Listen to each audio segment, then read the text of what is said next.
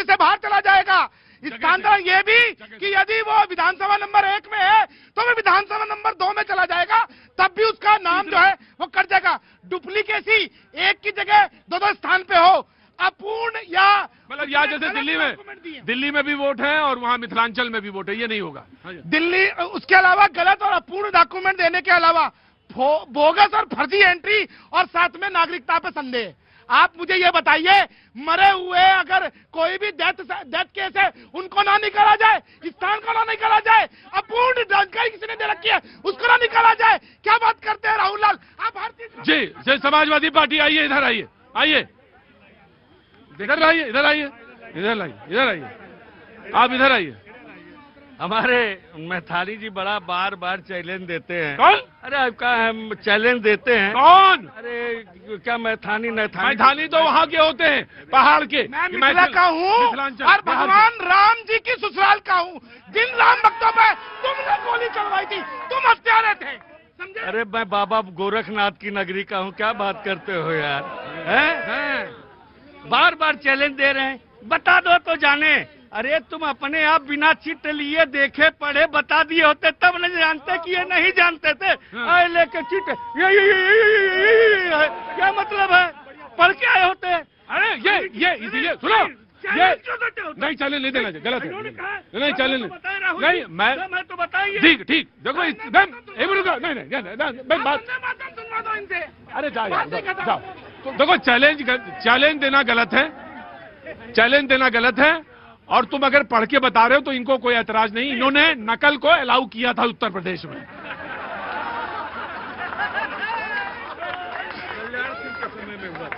बंद किया था उन्होंने बंद किया था। इनके समय में नकल अलाउ थी, पास करना जरूरी था, जैसे भी कर लो। आओ तो वही नकल, ये तुम 100% मैथिल नकल से पास आदमी हो।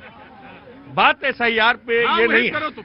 एसआईआर हमारी एक चीज समझ में नहीं आता है, आपको भी समझना पड़ेगा कि जैसे उत्तर प्रदेश में 18% के लगभग नाम कटे हैं, जो बाद में हो सकता है जोड़े जा सकते हैं। गुजरात में 85 लाख के करीब नाम कटे हैं। तमिलनाडु में 1 करोड़ कुछ लाख के करीब नाम कटे हैं। मैं पूछना यह चाहता हूं कि उत्तर प्रदेश में करीब 3 करोड़ के लगभग नाम कटे हैं, तो कहा यह जाता है कि ये गुजरात चले गए, जहां पर लोग जाते हैं कमाने के लिए, अप्रवासी मजदूर या लोग जाते हैं, तो वहां पर नाम बढ़ना चाहिए था। लेकिन नाम उसी रेशियो में वहां भी कटे हैं और यहां भी कटे हैं। ये नाम गए कहां, ये जानना चाहते हैं। मैं आपको एक चीज बताऊं, हमारे सांसद महोदय आनंद भदौरिया हैं, अभी गए थे, काफी लोगों का उन्होंने गांव में जाकर के पूछा था, लोग जिंदा खड़े हैं, उन्होंने फार्म भरा एसआईआर, लेकिन उनके नाम वोटर लिस्ट में नहीं है। ये क्या कारण है? ये क्यों नहीं है? ठीक है, आप कहते हैं कि आप ये मसला सुप्रीम कोर्ट में है और वो मैं कहूंगा कि वो जो मरे जो दिखाया है उनको ले जाकर दिखाना चाहिए कि देखिए साहब, ये खड़ा करो सामने, उनकी परेड करवाओ कि ये सारे लोग जिंदा हैं, उनकी परेड करवानी चाहिए। नहीं आइए, और ये बहुत गंभीर मसला है, ये गंभीर मसला है। जी एक मिनट, तो कह रहे हैं कि खत्म हो गए, तो मैं उनको कह रहा हूँ जो मरे हुए हैं उनको भी ले जाके चुनाव आयोग के सामने खड़ा कर दो, उनका नाम जुड़ जाएगा। लेकिन झूठ मत बोलिए, मनरेगा की बात किया इन्होंने। मैं मोदी सरकार को धन्यवाद करता हूँ कि जो पहले क्या था, आज डिजिटल के माध्यम से हर मजदूर को सरकार से जुड़ रहा है। और मैं तो उस गांव से निवासी हूँ जहां हमारे गांव में 8 बीघे का तालाब है साहब, 8 बीघे का तालाब है हमारे गांव में।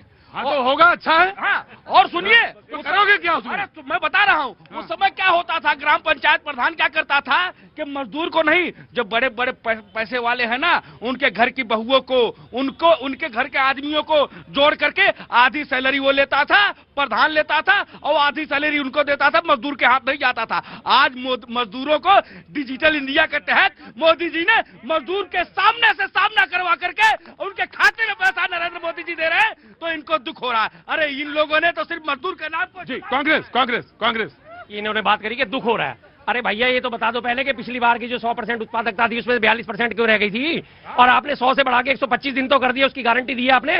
100 दिन की जब गारंटी दी उसमें था कि अगर हमें डिमांड है, किसी को काम चाहिए, वो जाके ग्राम पंचायत में कह सकता था मुझे काम चाहिए। अगर 15 दिन में उसे काम नहीं मिला तो उसे बेरोजगारी भत्ता दिया जाता। आज सारा स्ट्रक्चर चेंज करके सप्लाई पे डिमांड कर दिया है। जब बेरोजगारी भत्ता है, सब जब मैं पूरी उसी बात पे आ रहा हूं कि जब केंद्र सरकार कहेगी कि हमें इस एरिया में ये काम शुरू करना है और उसके बाद अगर आपको काम नहीं मिलता तब जाके वो बेरोजगारी भत्ता अलॉट करेंगे। सारी की सारी शक्तियां केंद्र सरकार ने अपने हाथ में ले ली हैं। डिसाइड वो करेंगे कहां ये रोजगार योजना चलेगी, कहां नहीं चलेगी, बिल्कुल डिमांड में है। और रही बात भ्रष्टाचार की, तो अभी भी डिजिटल इंडिया की जो बात कर रहे हैं, सैकड़ों गांव आज भी ऐसे मौजूद है जहां एंटीना ही नहीं है। लोग इतनी ऊपर चढ़ चढ़ के बातें करते हैं, ये गलत बात करें। एक अगर आपने दिल्ली का उदाहरण दे दिया तो क्या वास्तव में इतने रूरल है? मैं एक बात जानता हूं कि आप यहां से निकलिए कैनॉट प्लेस से या कहीं भी जाइए, किसी भी जगह जाइए, रुको मैं आ रहा हूं, मैं बिल्कुल आ रहा हूं, कहीं भी जाइए, वो चाहे वो मूंगफली वाला भी हो, वो सामने एक स्कैनर ला के रख देता है और कहता है इसी स्कैनर से आप उसमें बनाइए। और ये बहुत बड़ी चीज है, छोटी बुरी दुनिया में इस बात की चर्चा है, तो इस बात को क्रिटिसाइज जरूर करिए, क्रिटिसाइज करिए। आप बेहतर से बेहतर होने के लिए क्रिटिसिज्म जरूरी है, लेकिन जो बेहतर है वो चीज को तो बोलिए। जी बीजेपी। देखिए, अभी एसआईआर पे बात हो रही थी, अभी राहुल भैया बार बार कह रहे थे ऑर्गेनाइजेशन की बात। राहुल भैया, राज्य का निर्वाचन आयोग भी भारत का निर्वाचन है, यो एक ही है। नहीं, दोनों संस्था एक ही है, काम अपने तरीके से करते। दूसरी बात, भैया जी, इसी यूपी के युवराज ने, अखिलेश यादव जी ने 16 जनवरी 2025 को प्रेस कॉन्फ्रेंस के युवराज क्या कहते, सीधे सीधे बोला करिए। अखिलेश यादव जी ने 16 जनवरी 2025 को लखनऊ में प्रेस कॉन्फ्रेंस करके कहा कि उत्तर प्रदेश में एसआईआर होना चाहिए और वोटों की सफाई। उन्होंने कहा कि एसआईआर का मैं विरोधी नहीं हूं, बस उसकी प्रक्रिया बिल्कुल। उन्होंने कहा कि वोटों की शुद्धिकरण होनी चाहिए और निश्चित तौर पे हो रहा है। आपको जान के बड़ा आश्चर्य होगा कि प्रयागराज जैसे डिस्ट्रिक्ट में, बनारस जैसे डिस्ट्रिक्ट में 13 लाख 14 लाख वोटर कटे हैं। और पलायन की बात कर रहे हैं, गुजरात के गांव पलायन करके विदेश चले गए हैं। तो ऐसा नहीं है कि सारा उत्तर प्रदेश के लोग गुजरात ही चले गए, उत्तर प्रदेश के लोग देश के और भी हिस्से में जाते हैं। आ जाओ, जल्दी आ जाओ। बीजेपी के मित्र ने अच्छा कहा, युवराज का हम देश का मदारी किसी को नहीं कहेंगे कि कौन है क्यों कहे भाई, ये इनकी बात। और देश का मदारी हम क्यों कहें जो झूठ की पाठशाला का स्क्रिप्ट जहां लिखा था, मैं कतई कुछ नहीं कहूं। मैं एसआईआर के बारे में हमारी पार्टी बार बार ये सब शब्दों का इस्तेमाल न किया। मैं कहा मैंने कहा मैं किसी को नहीं कहूंगा देश का मदारी, मैंने तो कह दिया। इन्होंने कहा वो अच्छी बात है, लेकिन एसआईआर प्रक्रिया में जो कमियां है समाजवादी पार्टी बार बार करिए। हमारे पीडीए प्रहरी लगे हुए हैं, हम बड़े मुस्तैदी से हैं।